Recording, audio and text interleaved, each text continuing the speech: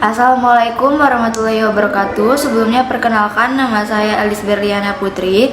Di sini saya akan menjawab beberapa pertanyaan seputar Bimba.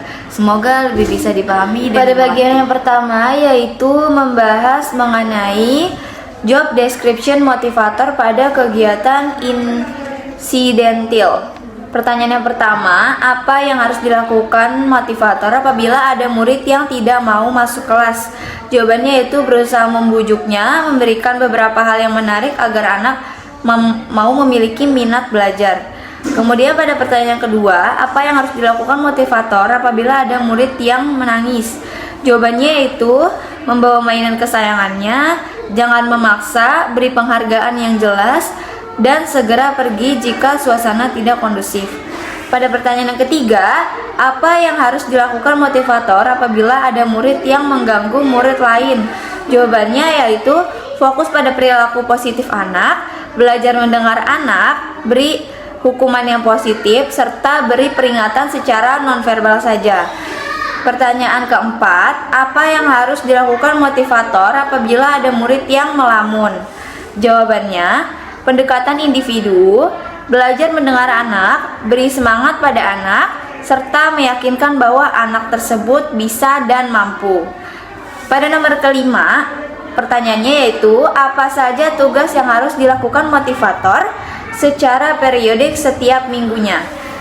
Jawabannya yaitu membuat laporan setiap minggunya mengenai laporan kebimbaan.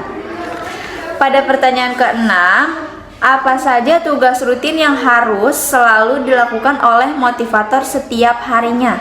Jawabannya yaitu membimbakan.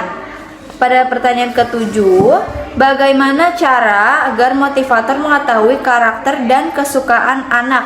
Jawabannya yaitu pahamilah hak anak lewat hal yang dilakukan atau disukainya.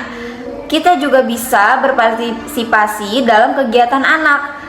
Dukung kesukaan anak dan terus berikan motivasi kepada mereka agar potensi anak semakin meningkat. Pada bagian kedua, mengenai materi target di kelas Bimba A-I-U-E-O. Pertanyaan pertama, apa target suasana dan kegiatan di kelas Bimba A-I-U-E-O yang harus dicapai oleh motivator?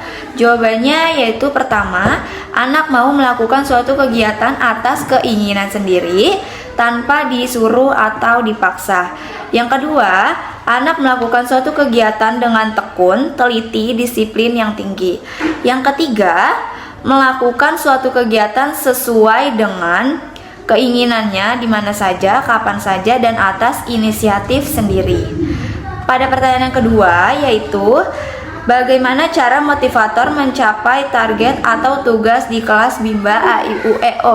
Jawabannya itu yang pertama meningkatkan afektif, yang kedua meningkatkan kognitif, yang ketiga meningkatkan psikomotorik. Pada pertanyaan yang ketiga, apa tanggung jawab utama motivator Bimba? Jawabannya yaitu jujur, disiplin, tanggung jawab, kerjasama, dan peduli. Sekian beberapa pertanyaan beserta jawaban penjelasannya. Semoga bisa dimengerti dan dipahami. Sebelumnya mohon maaf yang sebesar-besarnya apabila ada salah kata atau dalam bertingkah. Sekian, terima kasih. Wassalamualaikum warahmatullahi wabarakatuh.